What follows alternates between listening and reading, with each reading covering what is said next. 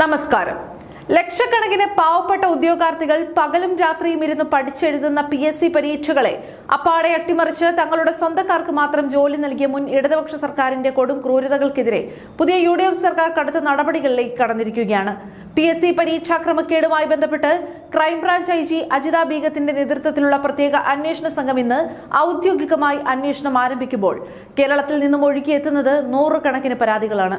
ഇത്രയും നാൾ തങ്ങൾക്ക് നേരെ നടന്ന ഈ അനീതികൾക്കെതിരെ പ്രതികരിക്കാൻ കേരളത്തിലെ ഉദ്യോഗാർത്ഥികൾക്ക് ആർക്കും തന്നെ ധൈര്യമുണ്ടായിരുന്നില്ല.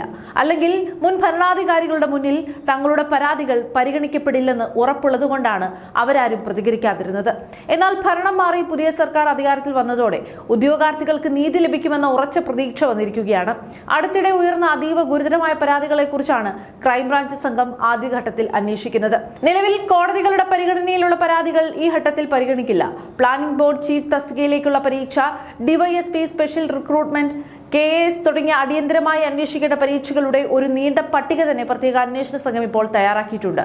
ഓരോ ദിവസവും പുതിയ പുതിയ കള്ളത്തരങ്ങളും ആരോപണങ്ങളും PSCക്കെതിരെ ഉയർന്നു വരുന്ന സാഹചര്യത്തിൽ തികച്ചും വിശദമായ പ്രാഥമിക അന്വേഷണത്തിന് ശേഷം മാത്രം തുടർ നടപടികൾ സ്വീകരിക്കാനാണ് അന്വേഷണ സംഘത്തിന്റെ തീരുമാനം. ഇതിന്റെ ഭാഗമായി പരാതിക്കാരുടെ മൊഴി രേഖപ്പെടുത്താനുള്ള ഔദ്യോഗിക നടപടിക്രമങ്ങൾ ഇന്ന് തന്നെ ആരംഭിച്ചിരിക്കുകയാണ്. അതിനോടൊപ്പം തന്നെ തിങ്കളാഴ്ചയ്ക്കുള്ളിൽ പരീക്ഷകളുമായി ബന്ധപ്പെട്ട മുഴുവൻ രേഖകളും ആവശ്യപ്പെട്ട് PSCക്ക് കത്ത് നൽകും.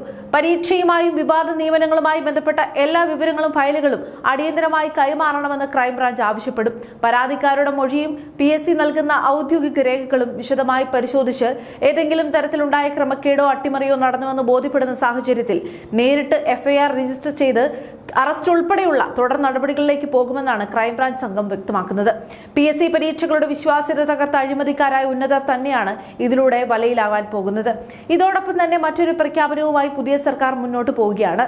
വിവിധ സർക്കാർ വകുപ്പുകളിലും പൊതുമേഖലാ സ്ഥാപനങ്ങളിലും താൽക്കാലികമായി തിരികെ കയറ്റിയ ജീവനക്കാരുടെ കൃത്യമായ കണക്കെടുക്കാൻ സംസ്ഥാന സർക്കാർ അടിയന്തര നടപടി തുടങ്ങിക്കഴിഞ്ഞു. വിവിധ വകുപ്പ് മേധാവിമാർക്ക് പുറമെ പബ്ലിക് സർവീസ് കമ്മീഷൻ സെക്രട്ടറിയോടും 3 ആഴ്ചയ്ക്കകം ഇത് സംബന്ധിച്ച പൂർണ്ണമായ റിപ്പോർട്ട് നൽകാൻ ഉദ്യോഗസ്ഥ ഭരണ പരിഷ്കാര വകുപ്പ് ആവശ്യപ്പെട്ടിരിക്കുകയാണ്. കഴിഞ്ഞ ജൂലൈ 2-നാണ് ഈ നിർദ്ദേശങ്ങളൊക്കെ നൽകിയത്.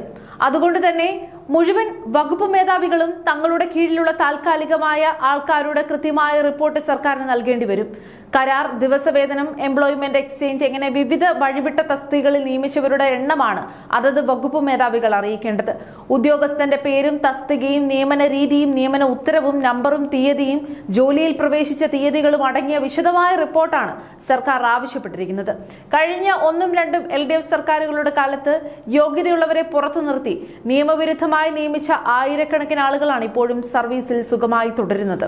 ഇതിൽ വലിയൊരു പങ്കും പ്രമുഖ ഇടതുപക്ഷ രാഷ്ട്രീയ നേതാക്കളുടെ ഭാര്യമാരും മക്കളും ബന്ധുക്കളുമാണെന്ന ആരോപണം ശരിവെക്കുന്നതാണ് ഇപ്പോൾ പുറത്തുവരുന്ന വിവരങ്ങൾ. ചില വലിയ പ്രൊജക്ടുകളിലും തസ്തികകളിലും യാതൊരു യോഗ്യതയുമില്ലാതെ ഉയർന്ന ശമ്പള നിരക്കിൽ ദീർഘകാലമായി ജോലി ചെയ്യുന്നവരുണ്ട്. കരാർ, ദിവസവേതന നിയമത്തിന്റെ നടപടി പാലിക്കാൻ വേണ്ടി നിശ്ചിത ദിവസങ്ങളിലെ ചെറിയ ഇടവേളകൾക്ക് ശേഷം ഇവർക്ക് വീണ്ടും വീണ്ടും പുനർനിയമനം നൽകുന്നതായിരുന്നു ഈ ഒരു മുൻ സർക്കാരിന്റെ ശൈലി. അതുകൊണ്ട് തന്നെ റാങ്ക് ലിസ്റ്റിലുള്ള പുതിയ പാവപ്പെട്ട ഉദ്യോഗാർത്ഥികൾക്ക് ഒരിടത്തും തൊഴിൽ ലഭിക്കുന്നില്ല. താൽക്കാലിക ജീവനക്കാരുടെ വേതനം 2016-ൽ പുതുക്കി നിശ്ചയിക്കുകയും എല്ലാ വർഷവും 5% വീതം ശമ്പളം വർദ്ധിപ്പിക്കാൻ പിണറായി വിജയൻ തീരുമാനമെടുക്കുകയും ചെയ്തത് സ്വന്തം പാർട്ടി അണികളെ സർക്കാർ ചെലവിൽ പോറ്റാൻ വേണ്ടിയായിരുന്നു. കൃഷി, മൃഗസംരക്ഷണം, സപ്ലൈകോ തുടങ്ങിയ സ്ഥാപനങ്ങളിൽ ആയിരക്കണക്കിന് താൽക്കാലിക തൊഴിലാളികളുണ്ട്. ഇപ്പോൾ താൽക്കാലിക തൊഴിലാളികളെ പിരിച്ചുവിടാനുള്ള നീക്കമാണ് കണക്കെടുപ്പെന്ന് ആരോപിച്ച് CITUവും AITUCയും പ്രക്ഷോഭം ആരംഭിച്ചിട്ടുണ്ട്.